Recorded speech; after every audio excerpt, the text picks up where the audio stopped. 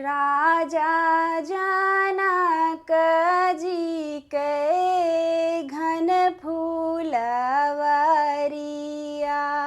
फूलवारा खावै सीता जाए जी।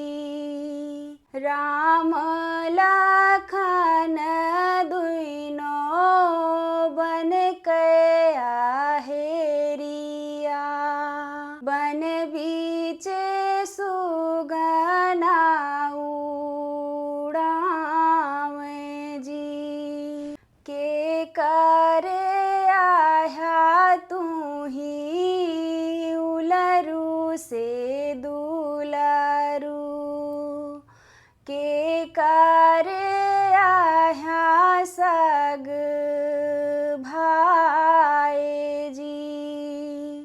कवन जरूरत तू है लागी है रामा, आया है बाग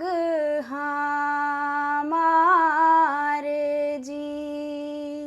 राजा दशरथ जी के उलरू से दुलरू, लक्ष्मण जी के सग भाई जी। राजा जनक जी सोयंबर रचे